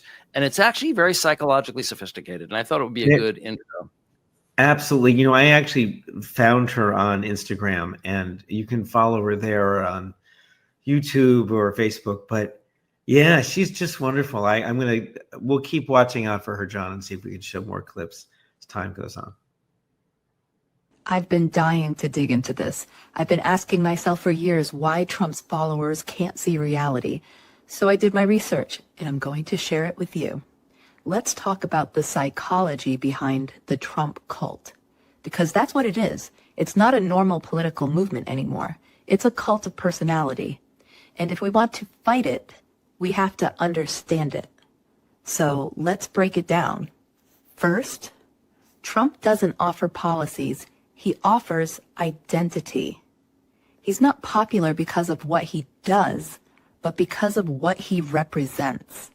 To many of his followers, he's the walking, talking middle finger to a system they believe has failed them. They see him as their guy, not because he's honest, not because he helps them, but because he talks like them, rages like them, and punches the people they've been told to blame for everything. In psychology, there's a term for this: identity fusion. It's when your personal identity becomes fused with your group or leader. That's why criticism of Trump feels like a personal attack to his supporters. It's not just he's being criticized, it's I'm being criticized. Second, he offers revenge, not solutions. He doesn't promise to fix healthcare or raise wages or protect your rights. He promises to go after them. Whether it's immigrants, the press, black activists, LGBTQ people, liberals, college students, elites, anyone outside the tribe. That's classic authoritarianism. Give people a sense of law. Tell them who stole it, then promise to make them pay. And to some people, that rage, that promise of vengeance is more emotionally satisfying than actual policy. It doesn't fix their problems, but it feels like power. Third, people crave order, and Trump promises strength. When institutions fail, when you don't trust the media, the courts, elections, schools, you start to look for a savior, someone who says, only I can fix it. That's why Trump acts like a strong man. He creates the crisis, then sells himself as the only one tough enough to stop it. He's done that over and over and over again. He's not leading a movement. He's leading a dependency. So eloquent. She's so right. Isn't Jane Converse is her name? You should have to really, guys, you should follow her on Instagram and other places. He's selling a dependency. And also, I think she really brings out the dark side, which is he's not selling solutions. He's selling revenge. Right. And he, when he was campaigning, I'm your vengeance. Right. So, if you just think about it from a human point of view, in terms of just human relationships, right? Never mind national relationships, just between human beings. If someone is only driven by a drive for dominance and revenge, right? We would see that as a destructive person.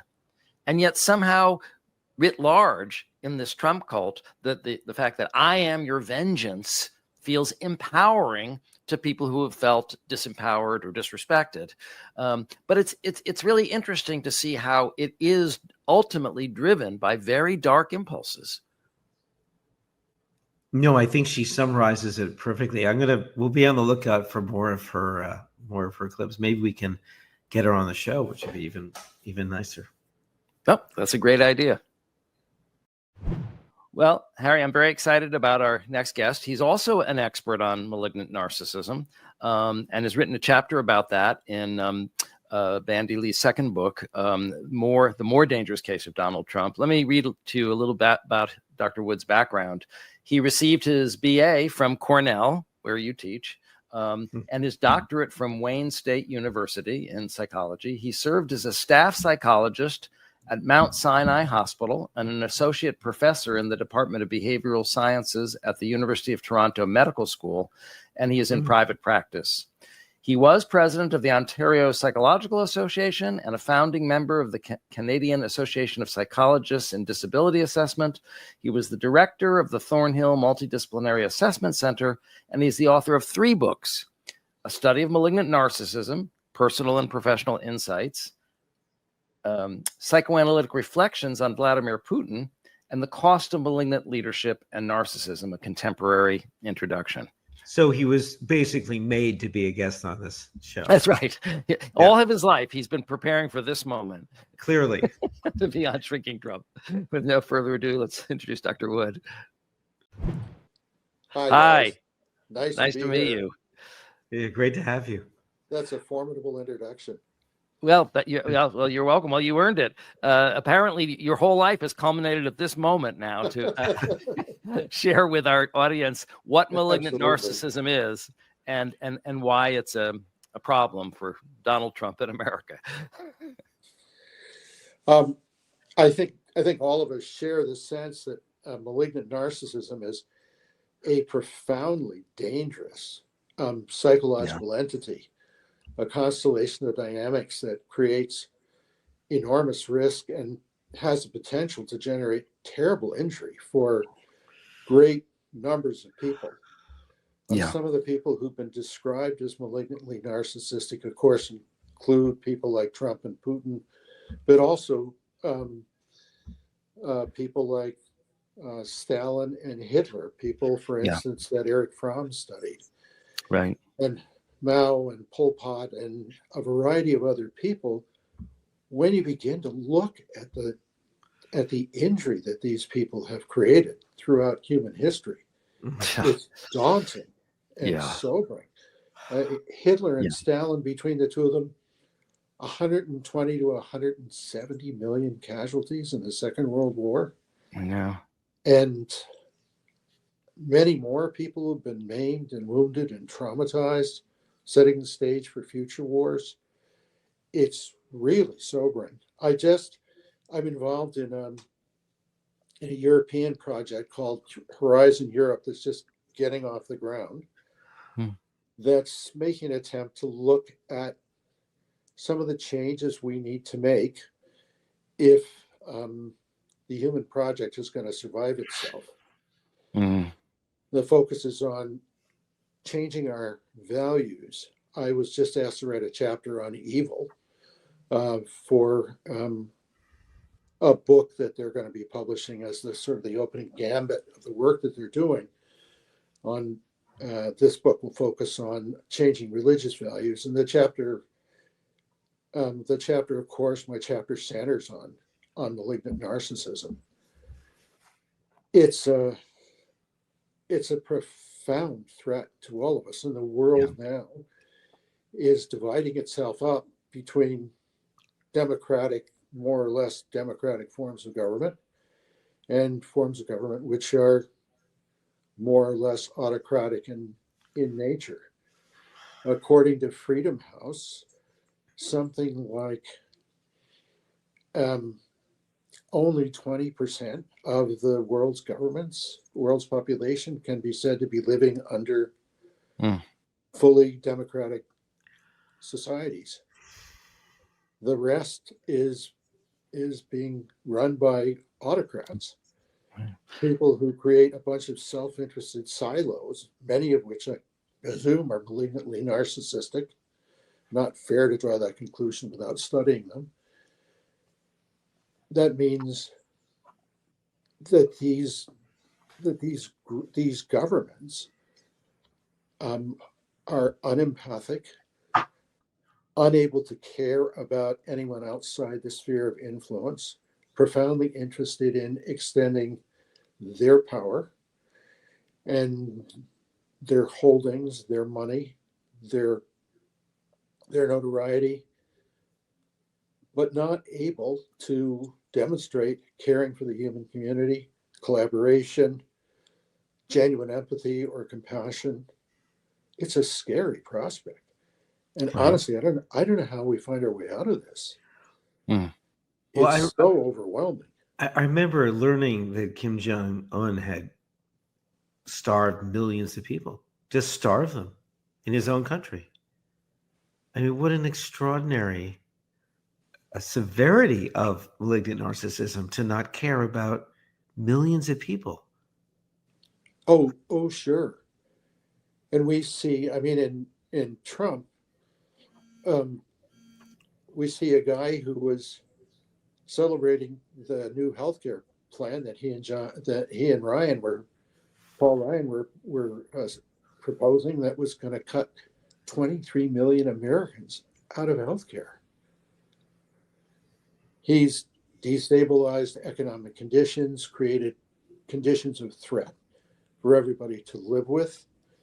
I think is doing his best to try to instigate serious civil unrest that he hopes to exploit by instigating the Insurrection Act so that he can consolidate power. I don't think he has any intent of holding elections. In 2026, I think he's going to do his best to obviate election process. He's consolidating power, negating other voices, and doing it, as malignant narcissists do, by debasing and humiliating and threatening those people he perceives as standing in his way. Yes. And he does all of this without conscience, without hesitation, without remorse, without shame. Yes. And the more someone opposes him, the more virulent his retaliation is. Right. It's a scary process. And I don't see anybody standing up to it really effectively. I know. You know, in your chapter, you actually engage with a question that a lot of our listeners have been asking about, which is, what is the attraction of the malignantly narcissistic leader to the population that supports him? Could you say something about the psychology of the cult, as it were, the psychology of his followers, and what it is he represents to them? Sure. I've written an awful lot about leader-follower relationship, which I'm guessing you guys have as well. Malignantly narcissistic leaders either take advantage of genuine crises that produce alienation and injury in a population, or they generate crises that don't exist, but that they render credible. And I think Trump has done both. We see leaders like Hitler and Stalin having done those kinds of things as well. Yeah. As a result of the crises that these leaders are able to harness, they create an impression of empathic attunement with members of society who feel injured by the events that have transpired, that have led them to feel disadvantaged in some way, or humiliated in some way, or dispossessed. The empathic attunement which the malignantly narcissistic leader offers the dispossessed is a sham. It's an empty vessel. The appearance of empathic attunement is only an appearance. These are not people who are capable of feeling depth of compassion and empathy for the people around them or experiencing genuine caring. They're only interested in filling the black hole that defines them at the center of their souls. And the reason I say that is because these are people who can't tolerate human connection. They can't tolerate genuine human intimacy that would be marked by respect for another person, the ability to share one's vulnerabilities with another person, and profit from the openness and from the discourse that evolves. As you know, as I talk about some of the difficulties I'm having with myself, and you do the same thing, and we help each other, and we reach out to each other, and we touch each other, and we experience real concern for the other party. These guys can't do that. And if they can't give, they can't get. And if they can't get, they're starving. So while Trump creates an impression of great wealth, he's actually remarkably impoverished. And that impoverishment gives rise to rage and to acquisitiveness. Agreed. Richard, I want to interrupt you just for a moment because how do you read the Epstein crisis, which I believe is a real crisis between Trump and his followers? Because this pseudo intimacy that you're talking about has been broken because he can't release the files that have his names. You know what? I don't know what your experience of the Epstein affair has been like. For me, the whole thing has been so surreal. The guy's been charged with 34 counts of felony. He started an insurrection, and now people are worried about his sexual history. Are you kidding me? But they are. This is terribly important to MAGA. And it seems to create a rupture in the regard in which they held him. It's hard for me to piece it together because the Epstein stuff has been on the table for the longest time, and we saw picture after picture of Trump not and Epstein news standing together. Yeah, it's not news. So then my question is, why is it news? So in response to you, Harry, the best I can do is say, I don't really understand why this is so important when there's so much else on the table that ought to have disqualified the guy. Well, the guess I have is that the pseudo empathy is, I will stand in for you as your warrior. You have aggression you can't express. You feel helpless. I'm a tough guy. I'll do it for you, and I'll clean up all this shit. Absolutely. And now all of a sudden he's saying nothing to see here. In fact, if you want the Epstein files, you're part of the problem. So he attacked them. Yes, he did. Absolutely, he did. And they're not liking it. It's not working. Right. I'm not saying it's going to bring him down, but it's the first time I've seen him stumble with his base. Yeah, I think it's the first time I've seen him stumble too. I mean, I get what I've read, that his base understood that the Epstein files were going to demonstrate conclusively that the Democrats were profoundly corrupt. Not him, but the opposition. And now it appears he's corrupt as well. And my incredulity is, but how could you possibly miss that? I mean, it's been written so large. But right. It's like saying I'm shocked that gambling is going on here at Rick's Cafe. Yeah. River City. Yeah. So yes, I mean, and my hope is that if it's the wedge that lets in a little daylight and creates real dissonance for people, I'm grateful. I want to get back to another point you made in your chapter. You talk about this concept, very important concept of malignant normality, that under the leadership of the malignantly narcissistic leader, people, their conscience kind of dissolves, or they are absolved of any guilt, and they identify with his aggression, now being sanctioned by the authority. And not only do they buy into his crazy beliefs, but they also kind of buy into and enact for him his amoral behavior to establish this vengeance and dominance and revenge. Maybe you could say more about that coarsening of society and how we're seeing it now. Well, and I think that's what happens whenever an autocracy establishes itself. Just watching time, I know we've only got a limited amount of time. I think one of the things that I've argued, besides addressing some of the questions that you just mentioned in that chapter, one of the things that I've argued is that personalities like this are driven by profound envy of decency and love. And that envy impels them to deconstruct the personalities around them. And they do that by scaring the shit out of everybody and creating hierarchies of prejudice and hatreds that people are asked to enact. People surrender their discretion to the malignant narcissistic leader, and he assumes responsibility for their psychic life. He decides when it's okay to unleash hell and when it's not.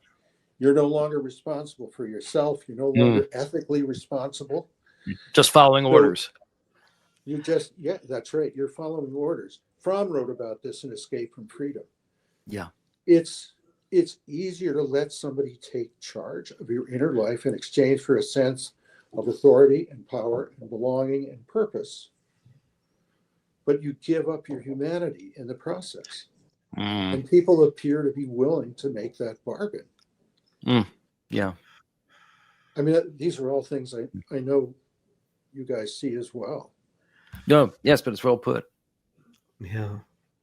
And could you tell us, just, I know you only have a few minutes, how do you see the Putin Trump dynamic to malignant narcissists? I just tried to get a piece published in the newspapers without success. Frustrating as I know it has been for you guys. I'm worried, as is a colleague of mine, that the two of them are more inclined to act in concert and to share common interests than they are to act as adversaries. I'm also very much worried that, and this is an old theme, that Putin has decisive compromise on Trump. But I think more than that, if you take a look at Anne Applebaum's book, Autocracy Inc., which I'm guessing you guys have probably seen, there is evidence that autocrats work together, support one another, share resources, divert resources to different parts of the world. Interesting. To shore up autocracies that are facing threat. I think Putin and Trump are part of that same network of inter-support. So, interesting. Yeah, making the world safe for autocracy. Yeah, exactly. Richard, in Solzhenitsyn's book, The First Circle, I don't know if you know, but I haven't. Yeah, a wonderful novel about a prison camp in Moscow for intellectuals and scientists, and it's about their life. But he also portrays Stalin as this terrible character in the novel. At one point, Stalin is thinking to himself, "The one I really admired was Hitler, and there was someone I could talk to." It sounds like Trump, doesn't it? Yeah, it does. It does. And he used to read Hitler's essays, right? Speeches. But I would say I would add a little asterisk. They're friends until they're not. Like Hitler and Stalin, they were just so close until Hitler declared war on Stalin. yeah, that's right. Molotov-Ribbentrop fell apart, of course. Yeah, that's right. The relationships that all these guys established are transactional. Right. I mean, that's ultimately that's right. So I don't think that there's a bond of warmth and friendship between Putin and Trump, but I think there is a shared sense of common purpose and common goals. I agree. Yeah. Also, I think that Trump sees Putin. I think there's a kind of father transference towards Putin too, because he even said he said in Alaska that he noticed that there was warmth. That Putin had warmth. Well, actually, you make the point in your chapter. It's not entirely a new point, but you do devote a lot of time in your chapter to talking about the abusive relationship with Trump's father, who was also a bit of a monster, right? And he was and so maybe Harry's theory is right. Maybe there is a transference relationship with Putin because he had this malignantly narcissistic father, and now he has this malignantly narcissistic international ally. It didn't occur to me to go so deep as to say that there might even be some transference here. But Harry, you have a point. No, I agree with you, Harry. I think you do have a point. And I hadn't considered that, but that makes psychological sense. Yeah. Yeah, I want to ally with a dictator, just like the dear old dictator that married Mom. Yeah, that's right. Yeah. Well, anyway, I know you have you have a client in about 1 minute. I better stop. You got to bounce. Yeah, okay. Right. Well, thank you so much for talking to us. This has really been fascinating, and I know that this is really answering a lot of questions that our listeners have had. So appreciate it. Oh, it was a pleasure, and I hope we got a chance to collaborate in some other way.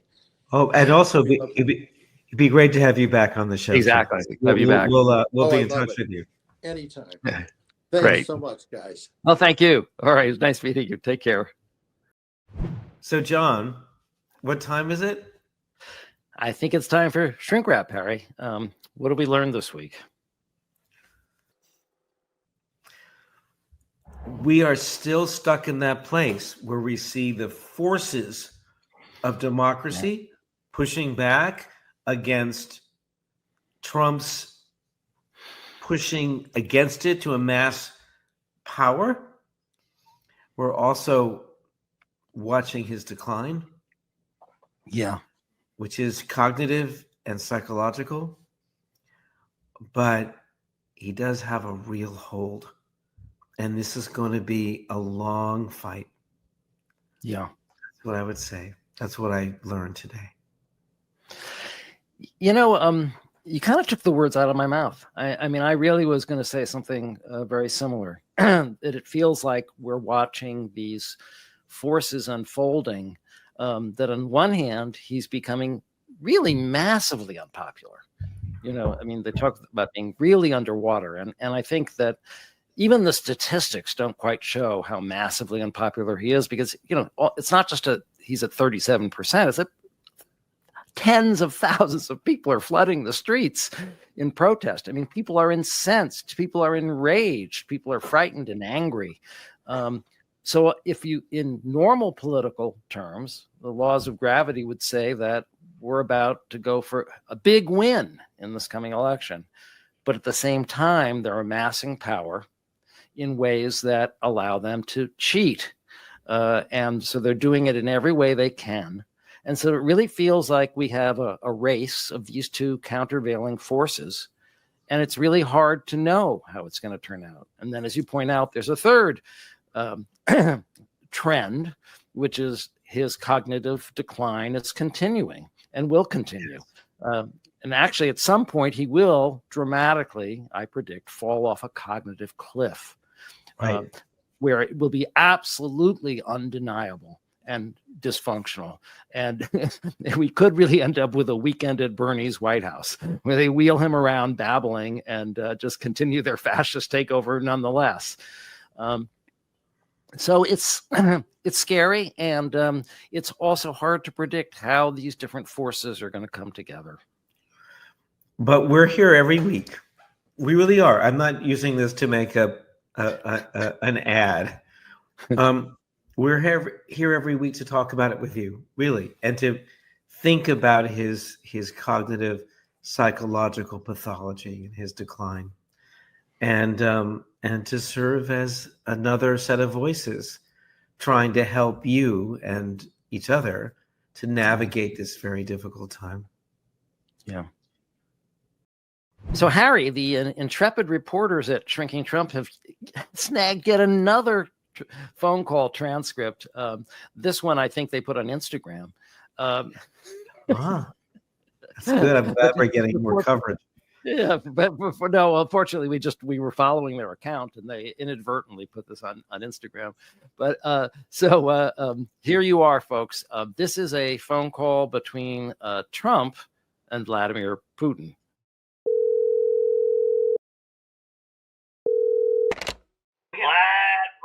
Vlad. Why do you make me look so bad? I promised to end your war in 24 hours, and now you won't even meet with Zelensky. Donald, you need to stall. I have more Ukrainians to kill.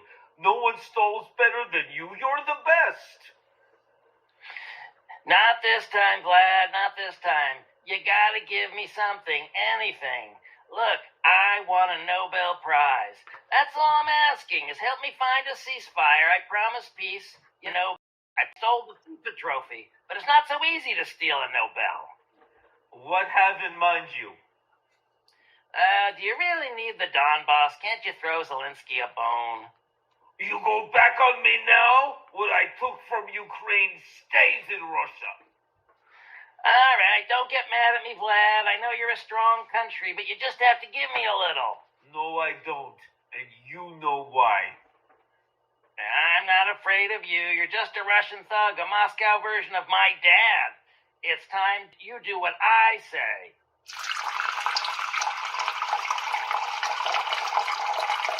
Vlad, I think you've got a bad connection. What's that sound? No, but that's not what I think, is it? Oh, let's wee-wee on your belly this time.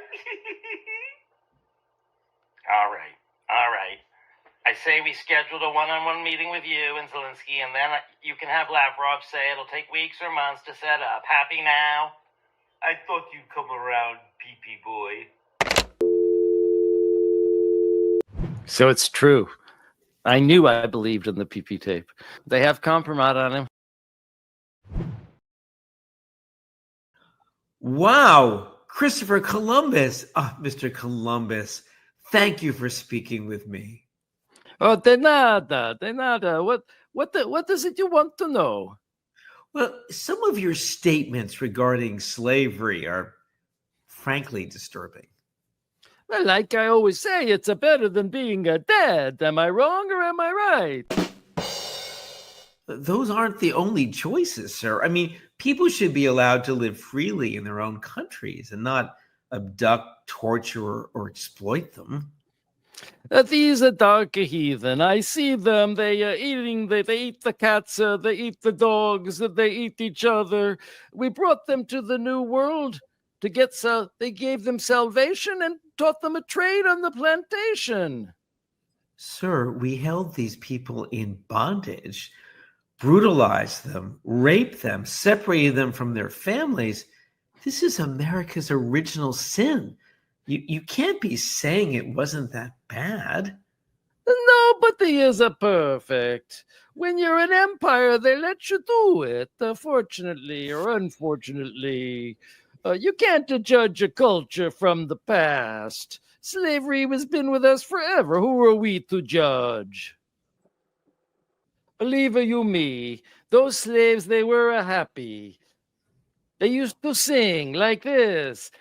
I am a slave in America.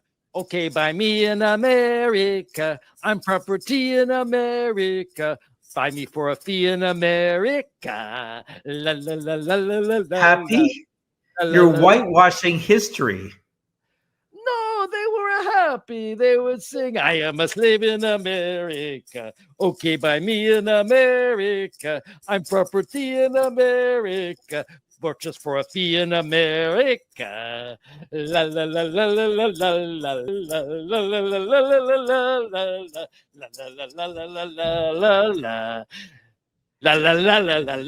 la la la. This is where woke goes to die.